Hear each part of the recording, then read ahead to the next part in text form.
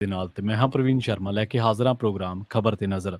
ਖਬਰ ਤੇ ਨਜ਼ਰ ਪ੍ਰੋਗਰਾਮ ਦੇ ਵਿੱਚ ਕਈ ਅਹਿਮ ਤੇ ਕਈ ਖਾਸ ਖਬਰਾਂ ਨੂੰ ਲੈ ਕੇ ਚਰਚਾ ਕਰਨ ਦੇ ਲਈ ਜੁੜ ਚੁੱਕੇ ਨੇ ਪੰਜਾਬ ਤੋਂ ਪੱਤਰਕਾਰ ਦੀਪਕ ਸ਼ਰਮਾ ਚਨਾਰਥਲ ਜੀ। ਸ਼ਰਮਾ ਜੀ, ਸਤਿ ਸ਼੍ਰੀ ਅਕਾਲ, ਸਵਾਗਤ ਹੈ ਜੀ ਪੰਜਾਬੀ ਰੇਡੀਓ USA ਤੇ। ਸਤਿ ਸ਼੍ਰੀ ਅਕਾਲ ਪ੍ਰਵੀਨ ਜੀ, ਸਾਰੇ ਦਰਸ਼ਕਾਂ ਨੂੰ, ਸਾਰੇ ਸਰੋਤਿਆਂ ਨੂੰ ਮੇਰੀ ਪਿਆਰ ਭਰੀ ਸਤਿ ਸ਼੍ਰੀ ਅਕਾਲ ਜੀ। ਅੱਗੇ ਵਧਣ ਤੋਂ ਪਹਿਲਾਂ ਧੰਨਵਾਦ ਕਰਦੇ ਚਲੀਏ ਸਪਾਂਸਰਸ ਦਾ, ਜਿਹੜੇ ਜ਼ਰੀਆ ਬਣਦੇ ਨੇ ਇਹਨਾਂ ਪ੍ਰੋਗਰਾਮਾਂ ਨੂੰ ਤੁਹਾਡੇ ਤੱਕ ਪਹੁੰਚਾਉਣ ਦੇ ਲਈ। ਖਾਲਸਾ ਇੰਸ਼ੋਰੈਂਸ ਏਜੰਸੀ ਵਾਲੇ, ਜਿਨ੍ਹਾਂ ਤੋਂ ਤੁਸੀਂ ਹਰ ਤਰੀਕੇ ਦੀ ਇੰਸ਼ੋਰੈਂਸ ਲੈ ਸਕਦੇ ਹੋ। ਇੰਸ਼ੋਰੈਂਸ ਬਾਰੇ ਪਤਾ ਕਰਨ ਦੇ ਲਈ ਇਹਨਾਂ ਦਾ ਨੰਬਰ ਹੈ 468 272 2500। ਇਹ 1992 ਤੋਂ ਲਗਾਤਾਰ ਇੰਸ਼ੋਰੈਂਸ ਬਿਜ਼ਨਸ ਦੇ ਵਿੱਚ ਸ਼ਾਨਦਾਰ ਸੇਵਾਵਾਂ ਦੇ ਰਹੇ ਨੇ ਤੇ ਅਮਰੀਕਾ ਭਰ ਦੇ ਵਿੱਚ ਇੰਸ਼ੋਰੈਂਸ ਕਰਦੇ ਨੇ। ਓਬਾਮਾ ਕੇਅਰ, ਮੈਡੀਕੇਅਰ ਜਾਂ ਫਿਰ ਕਵਰਡ ਕੈਲੀਫੋਰਨੀਆ ਬਾਬਤ ਪਾਲਿਸੀ ਕਰਵਾਉਣ ਦੇ ਲਈ ਸਲਾਹ ਲੈਣ ਦੇ ਲਈ ਅੱਜ ਹੀ ਕਾਲ ਕਰੋ 468 272 2500 ਤੇ। ਟਰਕੀਅਨ ਇਮੀਗ੍ਰੇਸ਼ਨ ਲਾ ਫਰਮ ਵਾਲੀ ਜੇ ਟਰਕੀਅਨ ਟੋਨੀ ਟਰਕੀਅਨ ਦੇ ਨਾਲ ਤੁਸੀਂ US ਇਮੀਗ੍ਰੇਸ਼ਨ ਬਾਬਤ ਕੋਈ ਵੀ ਸਲਾਹ ਕਰਨੀ ਹੈ, ਕੋਈ ਵੀ ਸਵਾਲ ਪੁੱਛਣਾ ਤੇ ਇਹਨਾਂ ਦਾ ਨੰਬਰ ਹੈ 415 909 0503। ਗੁਰਦੀਪ ਸਿੰਘ ਬਿਰਦੀ ਕਲੋਵਿਸ, ਮਨਦੀਪ ਸਿੰਘ, ਸੰਦੀਪ ਕੌਰ ਸੈਨ ਹੋਜ਼ੇ, ਗੁਰਪਾਲ ਸਿੰਘ ਸੈਕਰਾਮੈਂਟੋ, ਜਿੰਦ ਕੌਰ ਬੇਕਰਸਫੀਲਡ, ਕਮਲਜੀਤ ਸਿੰਘ ਮੱਖਣ ਦੌਲਤਪੁਰੀਆ ਸੈਂਟਰਲ ਵੈਲੀ ਤੇ ਜੱਸੀ ਗਿੱਲ ਪਲੰਬਿੰਗ ਵਾਲੇ ਬੇਕਰਸਫੀਲਡ ਤੋਂ। ਇਹਨਾਂ ਸਾਰੇ ਹੀ ਸਪਾਂਸਰਸ ਦਾ ਬਹੁਤ ਬਹੁਤ ਧੰਨਵਾਦ। ਤੇ ਜੇਕਰ ਤੁਸੀਂ ਵੀ ਪੰਜਾਬੀ ਰੇਡੀਓ USA ਦੇ ਇਹਨਾਂ ਪ੍ਰੋਗਰਾਮਾਂ ਨੂੰ ਸਪਾਂਸਰ ਕਰਨਾ ਚਾਹੁੰਦੇ ਹੋ ਤਾਂ ਸਟੂਡੀਓ ਦਾ ਨੰਬਰ ਹੈ 468 272 5500। ਅੱਜ ਦਾ ਇਹ ਖਬਰ ਤੇ ਨਜ਼ਰ ਪ੍ਰੋਗਰਾਮ ਸਾਲ 2024 ਦੀ 21 ਜੂਨ ਦਾ ਪ੍ਰੋਗਰਾਮ ਹੈ ਤੇ ਦਿਨ ਅੱਜ ਸ਼ੁੱਕਰਵਾਰ ਹੈ। ਸ਼ਰਮਾ ਜੀ, ਖਬਰਾਂ ਦੇ ਵੱਲ ਆਈਏ ਤੇ ਸ਼ੁਰੂਆਤ ਕਰੀਏ ਪੰਜਾਬ ਦੀ ਇੱਕ ਅਜਿਹੀ ਤਰਾਸਦੀ ਤੋਂ ਜਿਹਦੇ ਤੇ ਸਿਆਸਤ ਤਾਂ ਹੋ ਰਹੀ ਹੈ ਔਰ ਪਿਛਲੇ ਕਈ ਸਾਲਾਂ ਤੋਂ, ਦਹਾਕੇ ਤੋਂ ਹੀ ਵੱਧ ਸਮੇਂ ਤੋਂ ਹੋ ਰਹੀ ਹੈ, ਪਰ ਉਹਦਾ ਹੱਲ ਕੋਈ ਐਸਾ ਕੋਈ ਹਾਕਮ ਪੰਜਾਬ ਨੂੰ ਮਿਲਿਆ ਨਹੀਂ ਜਾਂ ਸੈਂਟਰ ਲੈਵਲ ਤੇ ਏਡੀ ਕੋਈ ਵਿਲ ਪਾਵਰ ਦਿਖੀ ਨਹੀਂ ਜਿਹਨੇ ਉਹਦਾ ਹੱਲ ਕੀਤਾ ਹੋਵੇ। ਗੱਲ ਕਰੀਏ ਨਸ਼ੇ ਤੇ। ਕਹਿੰਦੇ ਸ਼ਰਮ ਕਰੋ ਜਨਾਬ, ਬਰਨਾਲੇ ਦੇ ਬੱਸ ਅੱਡੇ ਤੇ 8 ਸਾਲ ਦਾ ਜਵਾਕ ਨਸ਼ੇ ਦੇ ਨਾਲ ਝੂਮਦਾ ਫਿਰੇ। ਪ੍ਰਵੀਨ ਜੀ, ਇਹ ਸਰਲੇਖ 'ਚ ਕਿੱਡੇ ਬੜੀ ਪੀੜ ਪਈ ਆ ਜੀ ਜੀ ਬਿਲਕੁਲ। ਕਿ 8 ਸਾਲ ਦਾ ਜਵਾਕ, ਬਿਲਕੁਲ ਜੀ। 8 ਸਾਲ ਦੇ ਜਵਾਕ ਨੂੰ ਅਸੀਂ ਸੜਕ ਵੀ ਉਂਗਲੀ ਫੜ ਕੇ ਪਾਰ ਕਰਾਉਨੇ ਆ ਬਿਲਕੁਲ ਤੇ ਸਹੀ। ਉਹ 8 ਸਾਲ ਦਾ ਜਵਾਕ ਪੰਜਾਬ ਦੇ ਵਿੱਚ ਨਸ਼ੇ 'ਚ ਟੱਲੀ ਹੋ ਕੇ ਝੂਮਦਾ ਫਿਰ ਰਿਹਾ ਇੱਕ ਬੱਸ ਅੱਡੇ ਦੇ ਉੱਤੇ। ਤੇ ਉਹਦਾ ਬਾਲੀ ਵਾਰਸੇ ਕੋਈ ਨਹੀਂ, ਉਹਨੂੰ ਸੰਭਾਲਣ ਵਾਲਾ ਹੀ ਕੋਈ ਨਹੀਂ। ਉਸ ਬੱਸ ਅੱਡੇ ਤੇ ਪ੍ਰਵੀਨ ਜੀ ਹਰ ਰੋਜ਼ ਹਜ਼ਾਰਾਂ ਲੋਕ ਆਪਣੀ ਮੰਜ਼ਿਲ ਲਈ ਨਿਕਲਦੇ ਹੋਣਗੇ, ਆਪਣੀ ਮੰਜ਼ਿਲ ਪੂਰੀ ਕਰਕੇ ਉਤਰਦੇ ਹੋਣਗੇ।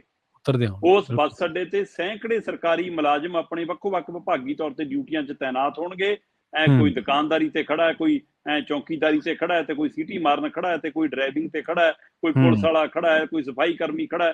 ਕਿੰਨੇ ਵੱਖੋ-ਵੱਖ ਵਿਭਾਗਾਂ ਨਾਲ ਸੰਬੰਧਿਤ, ਵੱਖੋ-ਵੱਖ ਕੰਮਾਂ ਕਿੱਤਾਂ ਨਾਲ ਸੰਬੰਧਿਤ ਹੋਣਗੇ ਤੇ ਜਿਹੜੇ ਸਵਾਰੀਆਂ ਨੇ ਉਹ ਪਤਾ ਨਹੀਂ ਕਿੱਥੋਂ ਹੋਣਗੀਆਂ। ਪਰ ਜਿਹੜੀ ਸਾਡੇ ਦਿਮਾਗ 'ਚ ਇਹ ਬਾੜ ਦਿੱਤੀ ਗਈ ਨਾ ਕਿ ਛੱਡ ਆਪਾਂ ਕੀ ਲੈਣਾ, ਬਿਲਕੁਲ ਉਹ ਪ੍ਰਵਿਰਤੀ ਮਾੜੀ। ਇਸ ਛੱਡ ਆਪਾਂ ਕੀ ਲੈਣਾ ਨੇ ਅੱਜ ਇਸ ਸਥਿਤੀ ਤੱਕ ਲਿਆਤਾ ਕਿ ਉਸ ਭੀੜ ਦੇ ਵਿੱਚ ਇੱਕ ਜਵਾਕ 8 ਸਾਲ ਦਾ ਬੱਚਾ ਨਸ਼ੇ 'ਚ ਟੱਲੀ ਹੋ ਕੇ ਝੂਮ ਰਿਹਾ ਤੇ ਉਹਨੂੰ ਕੋਈ ਦੇਖਣ ਵਾਲਾ, ਪੁੱਛਣ ਵਾਲਾ, ਜਾਣਨ ਵਾਲਾ ਵੀ ਨਹੀਂ ਹੈ।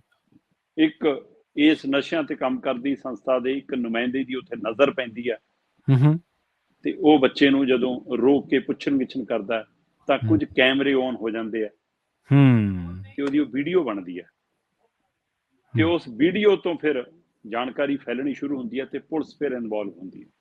ਉਹ ਚਾਹੇ ਪੁਲਿਸ ਉੱਥੇ ਰੋਜ਼ ਤਾਇਨਾਤ ਹੁੰਦੀ ਹੈ, ਉਹਨੂੰ 36 ਵਾਰ ਦੇਖਦੀ ਹੋਵੇ ਜੀ, ਪਰ ਜਦੋਂ ਫਿਰ ਸਵਾਲ ਆ ਜਾਂਦਾ ਵੀਡੀਓ ਦੇ ਹਵਾਲੇ ਨਾਲ ਫਿਰ ਕਾਰਵਾਈ ਤੱਕ ਲਈ ਹਵਾਲਾ ਹੁੰਦਾ। ਤੇ ਜਦੋਂ ਉਹ ਸਾਰੀ ਛਾਣਬੀਣ ਸ਼ੁਰੂ ਹੁੰਦੀ ਹੈ ਤਦ ਉਹ 8 ਸਾਲਾ ਜਵਾਕ ਦਾ ਮਤਲਬ ਹੈ ਦੂਜੀ ਤੀਜੀ ਜਮਾਤ 'ਚ ਪੜ੍ਹਨ ਵਾਲਾ ਬੱਚਾ। ਤੇ ਉਹ ਬੱਚਾ ਕਹਿੰਦਾ ਕਿ ਮੈਨੂੰ ਤਾਂ ਕਾਲਾ ਅੰਕਲ ਰੋਜ਼ ਨਸ਼ਾ ਦਿੰਦਾ ਹੈ। ਉਹ ਅੱਛਾ। ਕਾਲਾ ਅੰਕਲ ਨੇ ਅੱਜ ਵੀ ਮੈਨੂੰ 2 ਕੈਪਸੂਲ ਖਿਲਾਏ ਨੇ। ਪੰਜਾਬ 'ਚ ਪ੍ਰਵੀਨ ਜੀ ਇਹ ਕਾਲੇ ਅੰਕਲ ਕਦੋਂ ਪਛਾਣੂਗੀ ਪੁਲਿਸ? ਸਹੀ ਗੱਲ। ਇਹ ਕਾਲੇ ਅੰਕਲਾਂ ਨੂੰ ਕਦੋਂ ਉਸ ਚਿੱਟੇ ਦੇ ਧੰਦੇ ਤੋਂ ਰੋਕ ਪਾਊਗੀ ਸਾਡੀ ਸਰਕਾਰ? ਇਹ ਸਵਾਲ ਬਣ ਗਿਆ ਜੀ। ਬਿਲਕੁਲ। ਅਜੇ ਕਿੰਨੇ ਕਾਲੇ ਹੋਣਗੇ ਜਿਹੜੇ ਚਿੱਟੇ ਦਾ ਧੰਦਾ ਕਰਦੇ ਆ, ਜਾਂ ਅਜੇ ਕਿੰਨੇ ਚਿੱਟੇ ਹੋਣਗੇ ਜਿਹੜਾ ਇਹ ਕਾਲਾ ਧੰਦਾ ਕਰਦੇ ਆ। ਹੁਣ ਉਹ ਜਵਾਕ ਦੇ ਹਵਾਲੇ ਨਾਲ ਜਦੋਂ ਪੜਚੋਲ ਹੋਈ ਤਾਂ ਮਾਪਿਆਂ ਤੱਕ ਅਪਰੋਚ ਹੋ ਗਈ ਜੀ ਕਿ ਵੀ ਤੁਹਾਡਾ ਜਵਾਕ ਆ ਕੀ ਕਰਦਾ ਫਿਰਦਾ। ਮਾਪੇ ਦਿਹਾੜੀ ਡੱਪਾ ਕਰਨ ਵਾਲੇ ਨੇ, ਠੀਕ ਹੈ, ਗਰੀਬ ਜਮਾਤ ਤੋਂ ਨੇ। ਉਹ ਕਹਿੰਦੇ ਜੀ ਇਹ ਬੱਚਾ ਥੋੜਾ ਜਿਹਾ ਮਾਨਸਿਕ ਤੌਰ ਤੇ ਕਮਜ਼ੋਰ ਹੈ, ਦਿਮਾਗੀ ਤੌਰ ਤੇ ਸਿੱਧਰ ਹੈ, ਸਕੂਲ ਵਾਲੇ ਇਹਨੂੰ ਦਾਖਲ ਨਹੀਂ ਕਰਦੇ, ਜਵਾਕਾਂ 'ਚ ਬਿਠਾਉਂਦੇ ਨੀਗੇ। ਤੇ ਵੈਸੇ ਸਪੈਸ਼ਲ ਸਕੂਲ ਬਣੇ ਨੇ ਪਰ ਉਹਨਾਂ ਦੀ ਗਿਣਤੀ ਕਿੰਨੀ ਕੁ ਹੈ ਤੇ ਕਿੱਥੇ ਤੱਕ ਹੈ ਜਾਂ ਕਿੰਨੀ ਕੁ ਮਾਪਿਆਂ ਨੂੰ ਜਾਣਕਾਰੀ ਹੈ ਇਹਨਾਂ ਚੀਜ਼ਾਂ ਦੀ। ਜੋ ਅਗਲੇ ਤਾਂ ਉਸੇ ਸਕੂਲ ਲੈ ਕੇ ਜਾਂਦੇ ਨੇ, ਉਹ ਸਾਰੇ ਸਕੂਲਾਂ ਨੇ ਭਜਾ ਦਿੰਦੇ ਨੇ ਕਿ ਇਹ ਨਹੀਂ ਬੈਠਦਾ ਜੀ, ਇਹ ਨਹੀਂ ਪੜ੍ਹਨ ਜੋਗਾ, ਹੈ ਨਾ।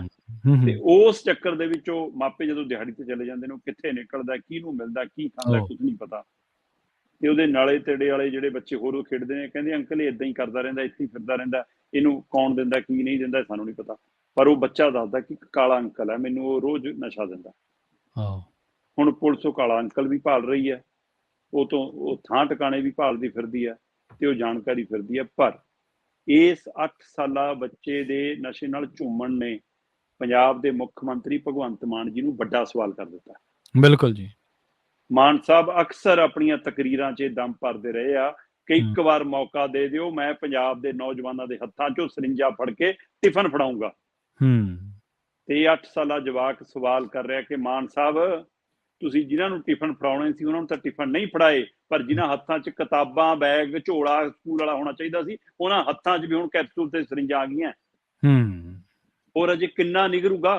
ਹੋਰ ਕਿਸ ਹੱਦ ਤੱਕ ਇੰਤਜ਼ਾਰ ਕਰੋਗੇ? ਵੋਟ ਦੀ ਸਿਆਸਤ ਕਰਨ ਵਾਲੀਆਂ ਸਿਆਸੀ ਧਿਰਾਂ ਨੂੰ ਇਹ ਕਿਉਂ ਸਮਝ ਨਹੀਂ ਆਉਂਦੀ ਕਿ ਕਿਸ ਮੁੱਕੇ ਹੋਏ ਪੰਜਾਬ ਤੇ ਫਿਰ ਸਿਆਸਤ ਕਰੋਗੇ? ਸੋ ਇਹ ਬਹੁਤ, ਅੱਜ ਚੰਦ ਦਿਨ ਪਹਿਲਾਂ ਆਪਾਂ ਗੱਲ ਕਰਕੇ ਹਟੇ ਕਿ ਇੱਕ 25-26 ਸਾਲਾਂ ਦੀ ਕੁੜੀ ਨੂੰ ਮਾਪਿਆਂ ਨੂੰ 1.5 ਸਾਲ ਬੰਨਣਾ ਪਿਆ ਸ਼੍ਰੀ ਮੁਕਤਸਰ ਸਾਹਿਬ ਦੇ ਖੇਤਰ ਦੀ ਉਹ ਧੀ ਨੂੰ। ਮਤਲਬ ਮਾਪਿਆਂ ਨੇ ਕਿਹੜਾ ਪੱਥਰ ਰੱਖ ਕੇ ਉਹਨੂੰ ਸੰਗਲ ਪਾਇਆ ਹੋਣਾ, ਹਿਸਾਬ ਲਾਓ ਕਿ ਆਪਣੀ ਜਵਾਨ ਧੀ ਨੂੰ ਸੰਗਲ ਪਾ ਕੇ ਬੰਨਣਾ ਪਵੇ ਕਿਉਂਕਿ 1.5 ਸਾਲ ਤੋਂ ਚਿੱਟਾ ਲੈਂਦੀ ਆ। ਜੀ ਬਿਲਕੁਲ। ਤੇ ਆ ਪਿਛਲੇ ਦਿਨਾਂ 'ਚ 14 ਘਟਨਾਵਾਂ ਇੱਕ ਪਿੰਡ ਦੇ, 70 ਦੀਆਂ ਘਟਨਾਵਾਂ, ਜਾਂ ਕਿੰਨੀਆਂ ਹੀ ਕਹਾਣੀਆਂ ਆਪਾਂ ਪੁੱਛੋ ਨਾ ਜਿੰਨਾ ਕੁਝ ਬਿਆਨ ਕਰ ਚੁੱਕੇ ਹਾਂ। ਬਿਲਕੁਲ।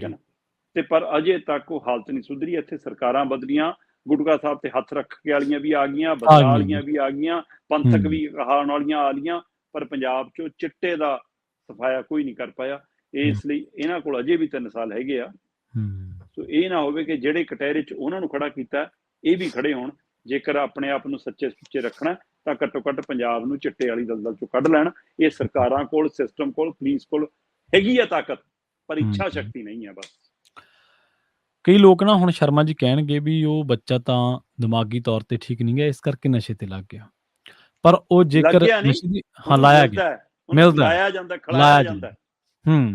ਕਈ ਵਾਰ ਨਾ ਮਤਲਬ ਇਹ ਸ਼ਰਾਰਤੀ ਲੋਕ ਜਿਹੜੇ ਆਦੀ ਹੁੰਦੇ ਨੇ ਉਹ ਤਮਾਸ਼ਾ ਦੇਖਣ ਦੇ ਲਈ ਨਹੀਂ ਹੋ ਸਕਦਾ ਕੱਲ ਨੂੰ ਉਹਦੇ ਤੋਂ ਤਸਕਰੀ ਦਾ ਕੰਮ ਵੀ ਲਿਆ ਜਾਵੇ, ਵੀ ਇਹਦੇ ਕਿਹੜਾ ਸ਼ੱਕ ਹੋਣਾ, ਕਿਸੇ ਨੇ ਸ਼ੱਕ ਕਰਨਾ, ਸਪਲਾਈ ਹੋ ਕੇ ਉੱਥੇ ਫੜਾਇਆ, ਇਹਨੂੰ ਫੜਾਇਆ, ਫਲਾਣੇ ਨੂੰ ਫੜਾ ਦੇ। ਏਦਾਂ ਹੁੰਦਾ ਹੀ ਹੈ ਨਾ। ਆਪਾਂ ਦੇਖਦੇ ਹਾਂ ਪਹਿਲਾਂ ਨਸ਼ੇ ਤੇ ਲਾਇਆ ਜਾਂਦਾ, ਫਿਰ ਉਹ ਤੋਂ ਕੰਮ ਕਢਾਇਆ ਜਾਂਦਾ, ਫਿਰ ਜਦੋਂ ਕਿਸੇ ਪਰਚੇ 'ਚ ਪਿਆ ਗਿਆ ਫਿਰ ਆਪੇ ਜੇਲ੍ਹਾਂ 'ਚ ਸੜਦਾ ਰਹਿੰਦਾ ਬੰਦਾ। ਏਦਾਂ ਟੂਲ ਬਣ ਕੇ ਵੀ ਬਥੇਰੇ ਬੰਦੇ। ਹੁਣ ਸਵਾਲ ਇਹ ਹੈ ਵੀ ਜਵਾਕ ਦਿਮਾਗੀ ਤੌਰ ਤੇ ਸਹੀ ਨਹੀਂ ਜਾਂ ਸਿਹਤਮੰਦ ਨਹੀਂ, ਉਹ ਇੱਕ ਵੱਖਰੀ ਗੱਲ ਹੈ, ਪਰ ਇਹਦੀ ਪ੍ਰੋਟੈਕਸ਼ਨ ਵੀ ਤਾਂ ਸਰਕਾਰ ਨੇ ਕਰਨੀ ਹੈ ਨਾ। ਜੇਕਰ ਕੋਈ ਬੰਦਾ ਵਿਚਾਰਾ ਸਹੀ ਨਹੀਂ ਗਾ ਤੇ ਥੋੜਾ ਕਿ ਉਹਦੇ ਗੈਰ ਸਮਾਜਿਕ ਕੋਈ ਆਂਸਰ ਉਹਦਾ ਯੂਜ਼ ਕਰੀ ਜਾਵੇ, ਫਿਰ ਵੀ ਸਵਾਲ ਤੁਹਾਡੇ ਤੇ ਖੜੇ ਹੋਣੇ। ਖੜੇ ਸਰਕਾਰ ਤੇ ਹੋਣੇ, ਸਵਾਲ ਸਰਕਾਰ ਨੂੰ ਹੁੰਦੇ। ਹਰ ਇੱਕ ਬਸ਼ਿੰਦਾ ਕਹਿੰਦੇ ਸਰਕਾਰ ਦੀ ਪ੍ਰਾਪਰਟੀ ਹੈ ਸ਼ਰਮਾ ਜੀ, ਉਹਦੀ ਰਾਖੀ ਕਰਨਾ ਸਰਕਾਰ ਦਾ ਫਰਜ਼ ਹੈ ਜੀ।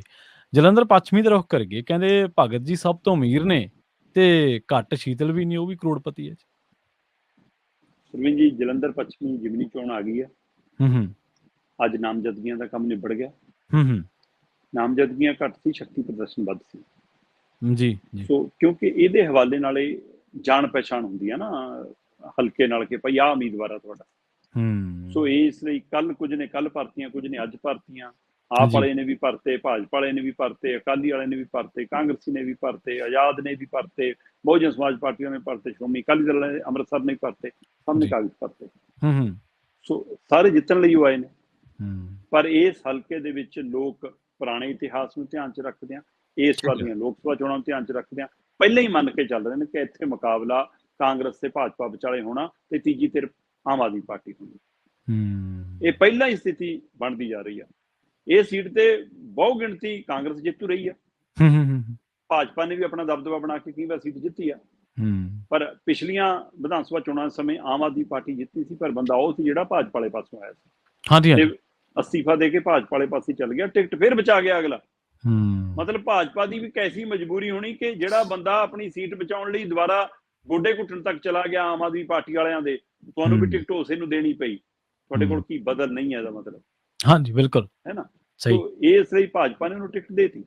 ਪਰ ਆਮ ਆਦਮੀ ਪਾਰਟੀ ਨੇ ਲੋਕ ਸਭਾ ਚੋਣ ਦੇ ਵਿੱਚ ਵੀ, ਲੋਕ ਸਭਾ ਦੀ ਜਿਮਨੀ ਚੋਣ ਦੇ ਵਿੱਚ ਵੀ, ਵਿਧਾਨ ਸਭਾ ਚੋਣ ਦੇ ਸਮੇਂ ਵੀ ਤੇ ਹੁਣ ਵਾਲੀ ਵਿਧਾਨ ਸਭਾ ਦੀ ਜਿਮਨੀ ਚੋਣ ਸਮੇਂ ਵੀ 4 ਦੇ 4 'ਚ ਦਲ ਬਦਲੂਆਂ ਨੂੰ ਟਿਕਟ ਦਿੱਤੀ ਹੈ ਜਲੰਧਰ ਤੋਂ। ਇਹ ਆਮ ਆਦਮੀ ਪਾਰਟੀ ਹੈ ਜਿਹੜੀ ਕਹਿੰਦੀ ਸੀ ਸਧਾਰਨ ਬੰਦਿਆਂ ਦੀ ਪਾਰਟੀ ਹੈ, ਆਮ ਬੰਦਿਆਂ ਨੂੰ ਟਿਕਟ ਦਊਗੀ। ਜਦੋਂ ਸ਼ੀਤਲ ਗੁਲਾਲ ਨੂੰ ਟਿਕਟ ਦਿੱਤੀ 2022 ਦੇ ਵਿੱਚ, ਪਾਰਟੀ ਬਦਲ ਕੇ ਆਇਆ, ਹੈ ਨਾ। ਤੇ ਉਹ ਤੋਂ ਬਾਅਦ ਇੱਥੋਂ ਫਿਰ ਹੁਣ ਜਦੋਂ ਆਮ ਜਿਮਨੀ ਚੋਣ ਹੋਈ ਲੋਕ ਸਭਾ ਦੀ, ਤਦ ਸ਼ੀਤਲ ਉਹ ਕੀ ਆ ਉਹ ਸੁਸ਼ੀਲ ਰਿੰਕੂ, ਉਹਨੂੰ ਕਾਂਗਰਸ ਤੋਂ ਤੋੜ ਕੇ ਲਿਆਂਦਾ। ਹੁਣ ਜਦੋਂ ਉਹ ਭੱਜ ਗਿਆ ਤੇ ਸ਼ੀਤਲ ਉਗਰਾਲ ਵੀ ਵਾਪਸ ਚਲਾ ਗਿਆ, ਫਿਰ ਪਵਨ ਟੀਨੂ ਨੂੰ ਲਿਆਂਦਾ ਤੋੜ ਕੇ ਅਕਾਲੀ ਦਲ ਚੋਂ। ਤੇ ਹੁਣ ਜਦੋਂ ਜਿਮਨੀ ਚੋਣ ਦੀ ਵਾਰੀ ਆਈ, ਸ਼ੀਤਲ ਵਾਪਸ ਚਲਾ ਗਿਆ ਭਾਜਪਾ, ਫਿਰ ਭਾਜਪਾ ਤੋਂ ਬੰਦਾ ਲਿਆਂਦਾ, ਭਗਤ ਚੁਨੀ ਲਾਲ ਦਾ ਮੁੰਡਾ ਮਹਿੰਦਰ ਭਗਤ। ਇਹ ਆਮ ਆਦਮੀ ਪਾਰਟੀ ਜਿਹੜੀ ਕਹਿੰਦੀ ਸਧਾਰਨ ਘਰਾਂ ਦੇ ਮੁੰਡਿਆਂ ਨੂੰ ਪਹਿਲ ਦੇਵਾਂਗੇ, ਤੁਸੀਂ ਫਿਰ ਰਵਾਇਤੀ ਪਾਰਟੀਆਂ ਦੇ ਚਿਹਰਿਆਂ ਮੋਹਰਿਆਂ ਮਗਰ ਭੱਜੇ ਫਿਰ ਰਹੇ ਹੋ। ਤੇ ਅਜੇ ਵੀ ਨਹੀਂ ਸਮਝੇ ਕਿ ਪਿਛਲੀ ਵਾਰ ਤੁਹਾਨੂੰ ਇਸੇ ਹਲਕੇ ਚੋਂ 15,000 ਵੋਟ ਪਈ ਆ। ਦਲ ਬਦਲੂ ਉਮੀਦਵਾਰਾਂ ਦਾ ਦ੍ਰਿਸ਼ ਦੇਖ ਲਓ ਇੱਥੇ। ਜੀ ਜੀ ਸੁਸ਼ੀਲ ਰਿੰਕੂ ਵੀ ਲੋਕਾਂ ਨੇ ਦਲ ਬਦਲੂ ਆਇਆ ਸੀ, ਹਰਾਤਾ, ਚਾਹੇ 1500 ਵੋਟ ਨਾਲ ਹਾਰਿਆ ਅਗਲਾ। ਸੋ ਇਸ ਲਈ ਜਲੰਧਰ ਪੱਛਮੀ ਦੇ ਵਿੱਚ ਜੇ ਪਿਛਲੀਆਂ ਲੋਕ ਸਭਾ ਚੋਣਾਂ ਦੇ ਵੱਲ ਨਾਲ ਦੇਖੀਏ ਤਾਂ ਬਹੁਤ ਨੇੜਲਾ ਮੁਕਾਬਲਾ ਨਜ਼ਰ ਆਉਂਦਾ ਜੀ, ਭਾਜਪਾ ਦੇ ਵਿੱਚ ਤੇ ਕਾਂਗਰਸ ਦੇ ਵਿੱਚ।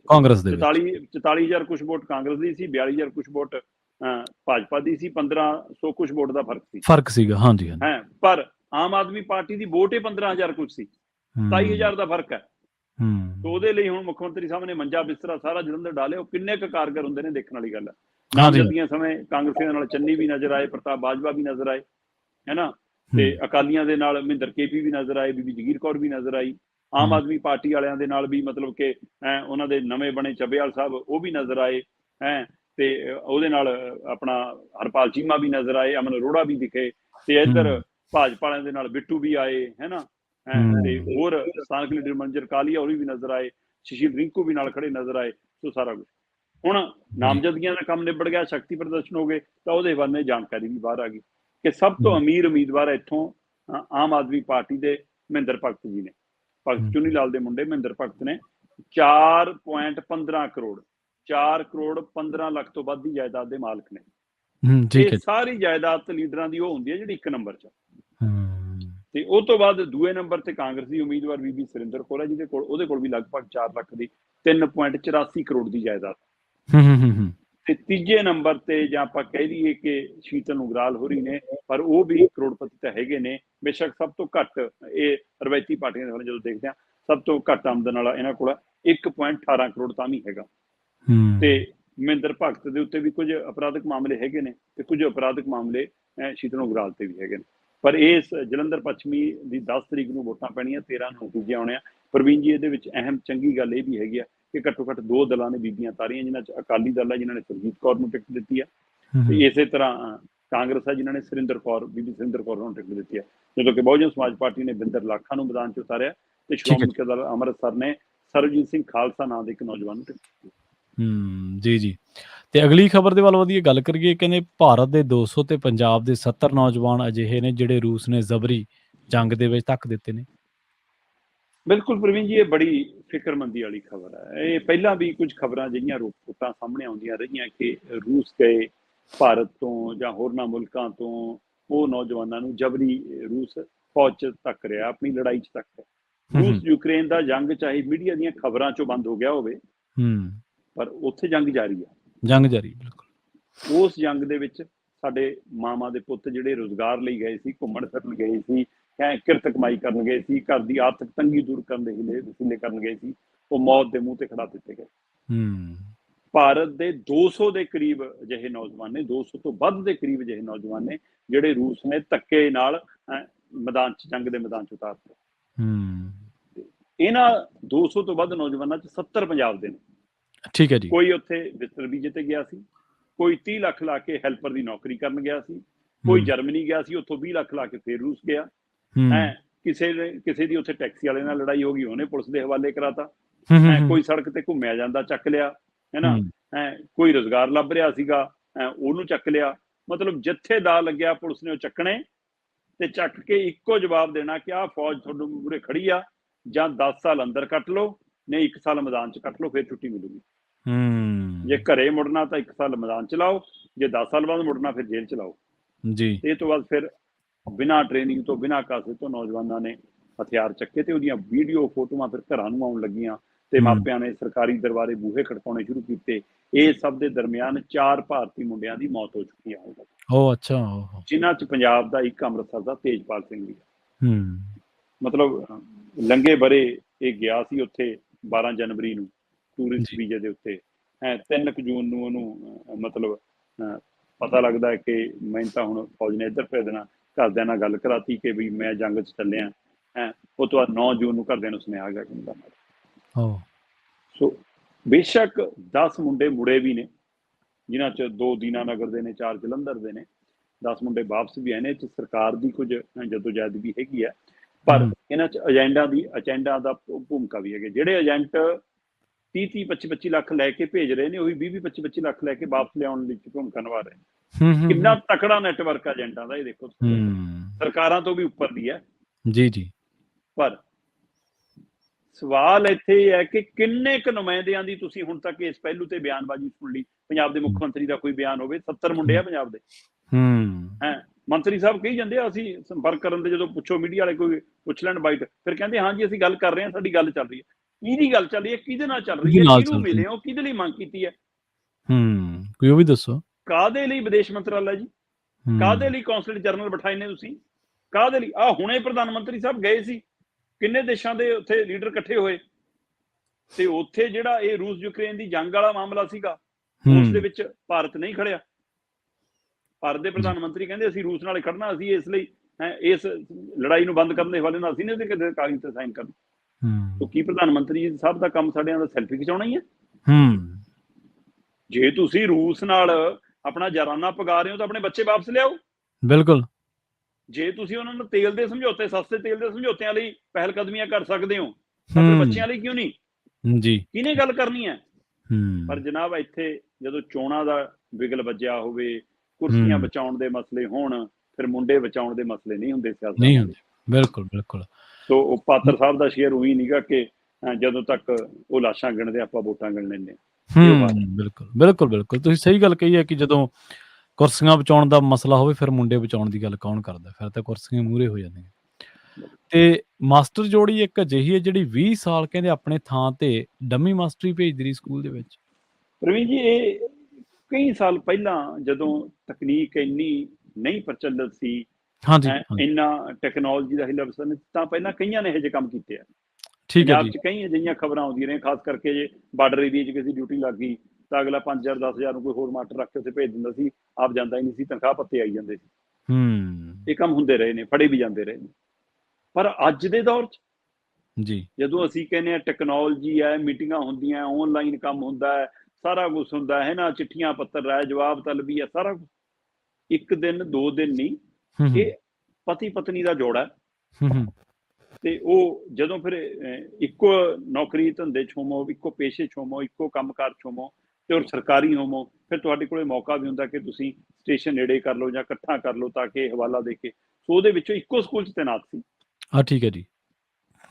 ਤੇ ਪਰ ਕਮਾਲ ਦੇਖੋ ਜਨਾਬ, ਇਹਨਾਂ ਦੋਵਾਂ ਨੇ 1 2 3 4 ਸਾਲ ਨਹੀਂ, 20 ਸਾਲ ਇਹ ਖੇਡ ਖੇਡੀ ਹੈ।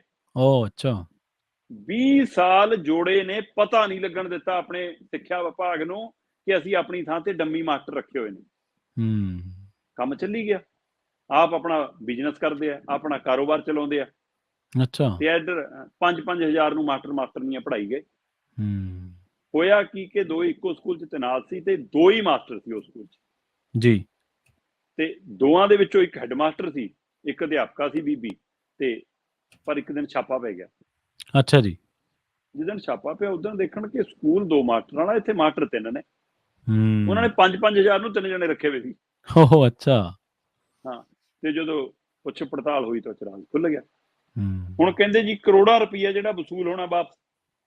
ਅੱਛਾ। ਉਹ ਸਾਰੀ ਵਸੂਲੀ ਹੋਣੀ ਹੈ ਜੀ, ਹੋਣੀ ਚਾਹੀਦੀ। ਜਿਹੜਾ ਜੇਲ੍ਹ ਦੇ ਧੱਕੇ ਖਾਣੇ ਪੈਣੇ ਆ ਉਹ ਵੱਖਰੇ ਆ, ਉਹ ਵੱਖਰੇ। ਬਿਲਕੁਲ। ਤੇ ਜਿਹੜਾ ਬੱਚਿਆਂ ਦੇ ਭਵਿੱਖ ਨਾਲ ਖਿਲਵਾੜ ਹੋਇਆ ਉਹ ਵੱਖਰਾ ਹੋਊਗਾ ਹੁਣ। ਠੀਕ ਹੈ ਨਾ। ਸੋ ਇਹ ਸਾਰੀ ਸਥਿਤੀ ਦੇ ਵਿੱਚ ਇਹ ਖਬਰ ਖਾਸੀ ਚਰਚਾ 'ਚ ਹੈ। ਇਹ ਪੰਜਾਬ ਦੇ ਨਾਲ ਲੱਗਦੇ ਸੂਬੇ ਰਾਜਸਥਾਨ ਦੀ ਖਬਰ ਹੈ ਜੀ। ਰਾਜਸਥਾਨ ਦੇ ਖੇਤਰ ਦੇ ਪਤੀ ਪਤਨੀ ਮਾਸਟਰ ਤੇ ਮਾਸਟਰਨੀ, ਜਿਨ੍ਹਾਂ ਨੇ 20 ਸਾਲ ਵਿਭਾਗ ਨੂੰ, ਬੱਚਿਆਂ ਨੂੰ, ਮਾਪਿਆਂ ਨੂੰ ਮੂਰਖ ਬਣਾ ਕੇ ਪੈਸੇ ਕਮਾਏ ਤੇ ਆਪਣੇ ਅੱਗੇ ਦਿਹਾੜੀ ਤੇ ਮਾਸਟਰ, ਡੰਮੀ ਮਾਸਟਰ ਭੇਜਦੇ ਰਹੇ ਤੇ ਆਖਰ ਫੜੇ ਗਏ। ਪਾਪ ਦਾ ਘੜਾ ਕਹਿੰਦੇ ਕਦੇ ਤਾਂ ਭਰ ਹੀ ਜਾਂਦਾ। ਹਾਂਜੀ, ਬਿਲਕੁਲ, ਕਦੇ ਤਾਂ ਭਰ ਹੀ ਜਾਂਦਾ। ਨਾਲੇ ਤੁਸੀਂ ਦੇਖੋ, ਸਦਕੇ ਜਾਈਏ ਉੱਚ ਅਫਸਰਾਂ ਦੇ, ਜਿਨ੍ਹਾਂ ਨੇ ਕਦੇ ਖੇਚਲ ਕਰਨ ਦੀ ਕੋਸ਼ਿਸ਼ ਹੀ ਨਹੀਂ ਕੀਤੀ ਕਿ ਫਲਾਣਾ ਸਕੂਲ 'ਚ ਕਿਵੇਂ ਕੰਮ ਚੱਲ ਰਿਹਾ। ਮੀਟਿੰਗਾਂ ਵੀ ਹੁੰਦੀਆਂ ਹੋਣਗੀਆਂ, ਸੈਮੀਨਾਰ ਵੀ ਜਾਂਦੇ ਵੀ ਹੋਣਗੇ ਉਹਨਾਂ 'ਚ। ਹਾਂ, ਹਾਂ, ਉਹਨਾਂ 'ਚ ਪਤਾ ਨਹੀਂ ਆਪ ਜਾਂਦੇ ਸੀ ਜਾਂ ਇਹਨਾਂ ਨੂੰ ਭੇਜ ਦਿੰਦੇ ਇਹਨਾਂ ਨੂੰ ਹੋਣੇ। ਭੇਜ ਦਿੰਦੇ ਸੀ, ਹਾਂਜੀ। ਡਾਕ ਆਉਂਦੀ ਆ, ਬਕਾਇਦਾ ਡਾਕ ਦੇ ਜਵਾਬ ਪੱਤਰ ਬਣਾ ਕੇ ਸਾਰਾ ਕੁਝ ਹਾਂਜੀ, ਕਰਨਾ ਹੁੰਦਾ ਹੈ। ਕਿੰਨੇ ਡਾਕੂਮੈਂਟ ਨੇ ਸਕੂਲ ਦੇ ਜਿਹੜੇ ਉਹਨਾਂ ਨੇ ਉਹ ਅਣਜਾਣ ਬੰਦਿਆਂ ਦੇ ਹਵਾਲੇ ਕਰੀ ਰੱਖੇ, ਕਿੰਨਾ ਰਿਕਾਰਡ ਹੋਣਾ, ਮਤਲਬ ਕਿੰਨਾ ਕੁਛ ਪੇਪਰ ਹੋਣਾ, ਹੋਣੇ, ਸਾਰਾ ਕੁਝ ਹੋਣਾ। ਸਾਰਾ ਕੁਛ ਹੀ, ਹਾਂ। ਹਾਂ, ਜਿਹੜੇ ਆਪਦੀ ਥਾਂ ਤੇ ਬੰਦੇ ਭੇਜੀ ਜਾਂਦੇ, ਪੇਪਰਾਂ 'ਚ ਵੀ ਕਿਹੜਾ ਸੈਟਿੰਗ ਨਾ ਕਰਦੇ ਹੋਣਗੇ ਜਵਾਕਾਂ ਦੇ ਬਿਲਕੁਲ, ਰਿਜ਼ਲਟਾਂ ਦੇ ਵਿੱਚ ਕੋਈ ਫੇਰ ਬਦਲ ਜਾਂ ਬਿਲਕੁਲ, ਕੁਛ ਹੋਰ ਬਿਲਕੁਲ, ਤਰ੍ਹਾਂ ਦੀ। ਬਿਲਕੁਲ, ਬਿਲਕੁਲ। ਅਗਲੀ ਖਬਰ ਦੇ ਵੱਲ ਵਧੀਏ ਸ਼ਰਮਾ ਜੀ, ਗੱਲ ਕਰੀਏ ਦਿੱਲੀ ਦੀ ਰਾਜਨੀਤੀ ਦੀ। ਕਹਿੰਦੇ ਪਟਾਕੇ ਚਲਾਉਣ ਤੇ ਲੱਡੂ ਵੰਡਣ ਤੋਂ ਬਾਅਦ ਵੀ ਕੇਜਰੀਵਾਲ ਬਾਹਰ ਨਾ ਆ ਸਕੇ। ਪ੍ਰਵੀਨ ਜੀ, ਕੱਲ ਜਦੋਂ ਇਹ ਖਬਰ ਆਈ ਹੂੰ। ਕਿ ਅਰਵਿੰਦ ਕੇਜਰੀਵਾਲ ਨੂੰ ਜ਼ਮਾਨਤ ਮਿਲ ਗਈ, ਭਾਰਤ ਦੇ ਸਮੇਂ ਅਨੁਸਾਰ ਰਾਤ ਦੇ 8 ਵਜੇ ਦਾ ਸਮਾਂ ਸੀ, ਹੂੰ। ਤੇ ਅੱਜ ਸਵੇਰ ਨੂੰ ਜਦੋਂ ਅਖਬਾਰਾਂ ਛਪੀਆਂ ਤਾਂ ਉਹਨਾਂ 'ਚ ਦਿੱਲੀ ਤੋਂ ਲੈ ਕੇ ਪੰਜਾਬ ਤੱਕ ਆਮ ਆਦਮੀ ਪਾਰਟੀ ਵਾਲਿਆਂ ਦੀਆਂ ਫੋਟੋਆਂ ਛਪੀਆਂ ਹੋਈਆਂ, ਬੰਬ ਚਲਾਉਂਦੀਆਂ ਦੀਆਂ, ਪਟਾਕੇ ਚਲਾਉਂਦੀਆਂ ਦੀਆਂ, ਆਤਿਸ਼ਬਾਜ਼ੀ ਚਲਾਉਂਦੀਆਂ ਦੀਆਂ, ਲੱਡੂ ਖਵਾਉਂਦੀਆਂ ਦੀਆਂ ਖੁਦਵਾਂ। ਸੋ ਮਤਲਬ, ਤੇ ਇਹ ਟੈਗ ਸੱਚ ਦੀ ਜਿੱਤ, ਸੱਚ ਦੀ ਜਿੱਤ, ਸੱਚ ਦੀ ਜਿੱਤ ਹੋ ਗਈ। ਮਤਲਬ ਜ਼ਮਾਨਤ ਮਿਲਣਾ ਹੀ ਜਿੱਤ ਹੈ ਭਾਈ। ਕੇਸ ਤਾਂ ਅਜੇ ਚੱਲ ਰਿਹਾ ਹੈ। ਹਾਂਜੀ ਹਾਂਜੀ, ਬਿਲਕੁਲ ਬਿਲਕੁਲ। ਬਰੀ ਨਹੀਂ ਹੋਇਆ। ਜਿੱਦਣ ਅਰਵਿੰਦ ਕੇਜਰੀਵਾਲ ਬਰੀ ਹੋਊਗਾ ਉਦੋਂ ਚਲਾਓ ਬੰਬ ਪਟਾਕੇ, ਹਾਂਜੀ ਬਿਲਕੁਲ, ਉਦੋਂ ਵੰਡੋ ਲੱਡੂ। ਅਜੇ ਉਹ ਦੋਸ਼ਾਂ ਦਾ ਸਾਹਮਣਾ ਕਰ ਰਿਹਾ, ਕੇਸ ਚੱਲ ਰਿਹਾ, ਉਹਨੂੰ ਜ਼ਮਾਨਤ ਦਿੱਤੀ ਇੱਕ ਅਦਾਲਤ ਨੇ। ਤੇ ਅਸੀਂ ਚਾਹੁੰਦੇ ਹਾਂ ਕਿ ਸਿਆਸਤਦਾਨ ਜੇ ਇਮਾਨਦਾਰ ਹੋਣ ਤਾਂ ਬਰੀ ਹੋਣ ਜੀ, ਪਰ ਉਹ ਇਮਾਨਦਾਰ ਹੋਣ। ਸੋ ਇਹ ਸਾਰੀ ਪ੍ਰਕਿਰਿਆ ਨੇ ਇੱਕ ਵਾਰ ਦਿਖਾਤਾ ਕਿ ਰਾਜਨੀਤਿਕ ਧਿਰਾਂ ਕਿਵੇਂ ਕਿਸੇ ਵੀ ਚੀਜ਼ ਨੂੰ ਸੈਲੀਬ੍ਰੇਟ ਕਰਕੇ ਆਪਣੇ ਆਪ ਨੂੰ ਬੜਾ ਕਰਨ ਦੀ ਕੋਸ਼ਿਸ਼ ਕਰਦੀਆਂ ਨੇ। ਬਿਲਕੁਲ ਸਹੀ। ਤੇ ਪਰ ਉਹ ਸੱਚ ਦੀ ਜਿੱਤ ਅਜੇ ਰਾਹ 'ਚ ਫਸ ਗਈ। ਉਹ ਲੱਡੂਆਂ ਵਾਲੇ ਅਜੇ ਸਵਾਦ ਮੁੱਕਿਆ ਵੀ ਨਹੀਂ ਹੋਣਾ ਕਿ ਸਵੇਰ ਨੂੰ ਖਬਰ ਆ ਗਈ ਕਿ ਭਾਈ ਈਡੀ ਨੇ ਤਾਂ ਉੱਪਰਲੀ ਅਦਾਲਤ 'ਚ ਚੈਲੰਜ ਕਰਤਾ, ਕਿਉਂਕਿ ਕੱਲੇ ਉੱਥੇ ਸਵਾਲ ਆਇਆ ਸੀਗਾ ਤੇ ਉਹਨਾਂ ਨੂੰ ਚੈਲੰਜ ਦਾ ਅਧਿਕਾਰ ਮਿਲਿਆ ਸੀਗਾ ਤੇ ਉਹਨਾਂ ਨੂੰ ਉੱਪਰ ਅਦਾਲਤ ਚੈਲੰਜ ਕੀਤਾ ਤੇ ਉੱਪਰਲੀ ਅਦਾਲਤ ਨੇ ਜੋ ਸੁਣਵਾਈ ਕੀਤੀ ਉਹ ਰੋਕ ਲਿਆ। ਕਿਉਂਕਿ ਇਸ ਪਹਿਲੂ ਨੂੰ ਇਸ ਨਜ਼ਰ ਤੋਂ ਵੀ ਬਚਿਆ ਜਾ ਰਿਹਾ ਕਿ ਅਰਵਿੰਦ ਕੇਜਰੀਵਾਲ ਜੇਕਰ ਇਸ ਮਾਮਲੇ ਦੇ ਵਿੱਚ, ਦਿੱਲੀ ਸ਼ਰਾਬ ਘੁਟਾਲੇ ਦੇ ਮਾਮਲੇ 'ਚ ਮੁੱਖ ਪਿੰਨ ਪੁਆਇੰਟ ਨੇ, ਕਿਉਂਕਿ ਪਾਰਟੀ ਇਨਵੋਲਵ ਹੈ ਤੇ ਪਾਰਟੀ ਦੇ ਸੁਪਰੀਮੋ ਨੇ ਉਹ, ਤੇ ਜੇਕਰ ਇਹਨਾਂ ਨੂੰ ਜ਼ਮਾਨਤ ਮਿਲਦੀ ਹੈ ਤਾਂ ਬਾਕੀ ਸਾਰੇ ਕੇਸ ਦੇ ਉੱਤੇ ਦਾ ਅਸਰ ਪੈਣਾ, ਉਹਦਾ ਰਾਹ ਵੀ ਖੁੱਲਣਾ। ਕੀ ਇਸ ਨੂੰ ਕਾਨੂੰਨੀ ਪ੍ਰਕਿਰਿਆ ਦੇ ਹਵਾਲੇ ਨਾਲ ਸਹੀ ਹੈ ਜਾਂ ਨਹੀਂ, ਇਹਦੇ ਬਚਣ ਲਈ ਹੁਣ ਹਾਈ ਕੋਰਟ ਨੇ ਕਿਹਾ ਕਿ ਫਿਲਹਾਲ ਭਾਈ ਥੱਲੇ ਵਾਲੀ ਅਦਾਲਤ ਦੇ ਫੈਸਲੇ ਤੁਸੀਂ ਰੋਕ ਲਾਉਂਦੇ ਆ ਤੇ ਅਸੀਂ ਇਸ ਮਾਮਲੇ ਨੂੰ ਗੋਹ ਨਾ ਬਾਚਦੇ ਹਾਂ। 100 ਮੰਗਲਵਾਰ ਦੇਖਾਂਗੇ ਹੁਣ ਕੀ ਹੁੰਦਾ। ਤੇ 100 ਮੰਗਲਵਾਰ ਦਾ ਮਤਲਬ ਹੈ ਪ੍ਰਵੀਨ ਜੀ 24-25 ਜੂਨ ਜੀ, ਤੇ 24-25 ਜੂਨ ਦਾ ਮਤਲਬ ਹੋਣਾ ਸ਼ਨੀ ਐਤਵਾਰ ਤਾਂ ਅੰਦਰੇ ਕੱਟਣੇ ਪੈਣੇ। ਸੋ ਇਹ ਦਿਨ ਰਾਤ ਤਾਂ ਹੁਣ ਅੰਦਰ ਰਹਿਣਾ ਪੈਣਾ ਜੀ ਕੇਜਰੀਵਾਲ ਜੀ ਨੂੰ। ਸੋ ਹੁਣ ਦੇਖਦੇ ਹਾਂ ਜੀ 100 ਮੰਗਲਵਾਰ ਨੂੰ ਕਿਹੜਾ ਸੱਚ ਬਾਹਰ ਆਉਂਦਾ ਤੇ ਕਿਹੜਾ ਝੂਠ ਅੰਦਰ ਰਹਿੰਦਾ। ਪਰ ਫਿਲਹਾਲ ਕੇਜਰੀਵਾਲ ਜੀ ਹੋਰੀ ਬਾਹਰ ਨਹੀਂ ਆ ਪਾਏ, ਸੋ ਇਸ ਲਈ ਲੱਡੂ ਵੰਡੇ ਰਹਿ ਗਏ, ਆਤਿਸ਼ਬਾਜ਼ੀਆਂ ਚਲਾਈਆਂ ਰਹਿ ਗਈਆਂ। ਜੀ ਜੀ। ਸ਼ਰਮਾ ਜੀ, ਇਹਨਾਂ ਖਾਸ ਖਬਰਾਂ ਤੇ ਖਾਸ ਜਾਣਕਾਰੀਆਂ ਦੇ ਲਈ ਤੁਹਾਡਾ ਬਹੁਤ ਬਹੁਤ ਧੰਨਵਾਦ ਜੀ। ਬਹੁਤ ਸ਼ੁਕਰੀਆ ਜੀ। ਪ੍ਰੋਗਰਾਮ ਖਬਰ ਤੇ ਨਜ਼ਰ ਨੂੰ ਆਪਾਂ ਇੱਥੇ ਹੀ ਸਮਾਪਤ ਕਰਾਂਗੇ। ਤੁਹਾਡਾ ਸਾਰਿਆਂ ਦਾ ਬਹੁਤ ਧੰਨਵਾਦ। ਸਤਿ ਸ਼੍ਰੀ ਅਕਾਲ। ਜੁੜੇ ਰਹੋ ਪੰਜਾਬੀ ਰੇਡੀਓ।